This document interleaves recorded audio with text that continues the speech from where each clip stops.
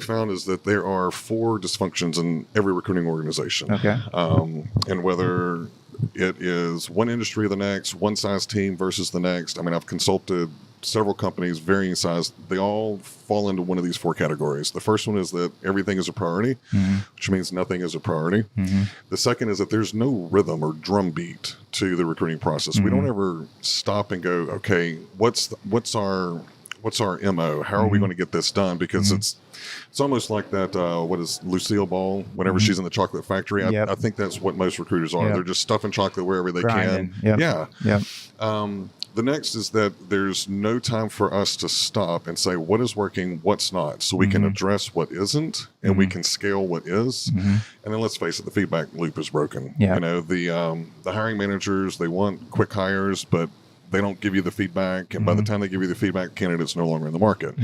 So we developed 4 principles, you'll say, to counterbalance those. The first one, and if you're thinking about this, think about how do you squeeze 4,000 open jobs into a funnel. You know, there's only one way that you can get it done, and that's essentially what sprint recruiting is it puts a funnel on the process. Okay. So the first step in that funnel is the sprint itself. Gotcha. So in 2 weeks, so you're going to your hiring manager or your hiring executive, let's say it's the head of engineering, you have 400 open positions. If you ask them, when do you want them filled, they're going to say yesterday, right? Yeah, yesterday, Tomorrow. I mean, that's unrealistic. We all know that. They know that. They just want to say it. But if you go to them and say, over the next 2 weeks, what are the most critical roles? Out of that 400, they may pick 40. So that's the first step, that the sprint creates efficiency. The second is that the business defines the priority. So out of those 40, I'm going to give you 250 points because I want you to add a numeric value to the importance of those 40. And then that also gives my recruiting team a way to be able to kind of work that in order. You know, so if out of the 250 points, we've got a 100-pointer. As a leader, I'm going to make sure that whoever's working that 100-pointer, do you need extra sourcing help? Do you need extra marketing? So I can pool my resources to get that done because the client has defined success for the sprint.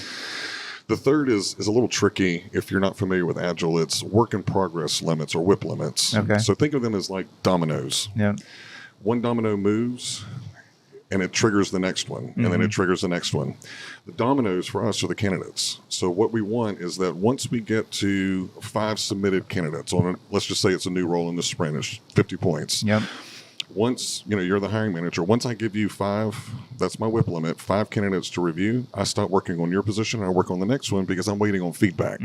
Once you give me feedback and say, hey, I want to interview all 5, I move them to interview, hiring manager interview, still a WIP limit of 5. I may have 5 more than I go and I submit to you, and you've got 10 candidates. I'm not doing anything else for you until you give me feedback. You don't give me feedback, fantastic. Your position doesn't move.